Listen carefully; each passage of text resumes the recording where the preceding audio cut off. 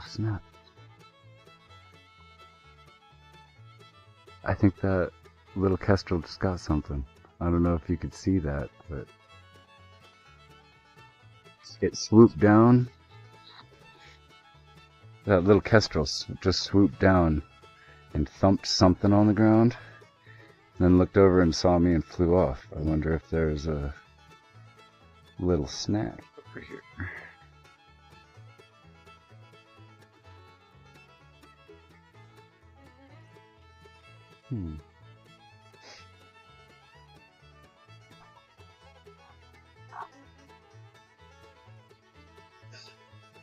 And then here we have the plant of the region, the only sagebrush. Yeah, it's an incredibly prolific plant in this part of Oregon, in southeastern Cascadia and the Great Basin.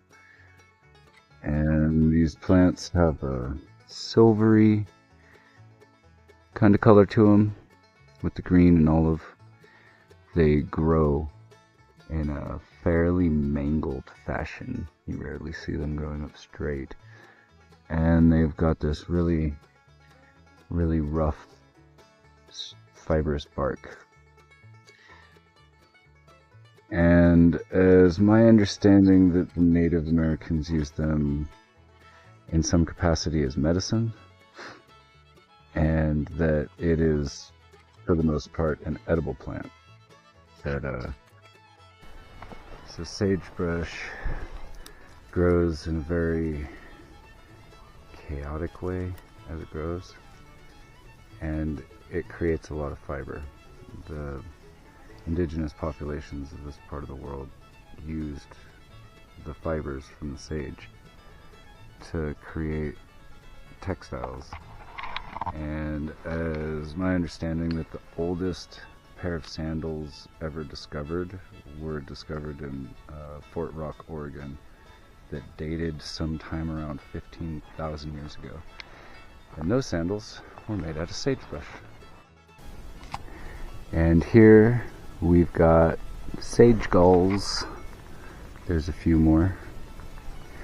These are created when a fly lays an egg, and inside each one of these is a pupa, is a little baby fly. Apparently those are edible. I've never had course to eat one, but you know, it doesn't sound that appetizing right now. Right? A snack on fly larvae.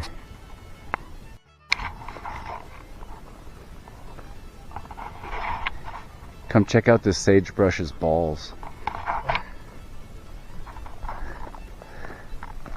Yeah, these are right here and right there. Those are sage gulls.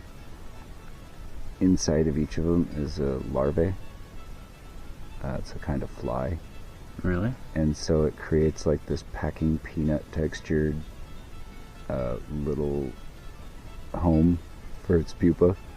So if you crack those open, there's a tiny tough spot in the middle. It's a baby insect. Huh.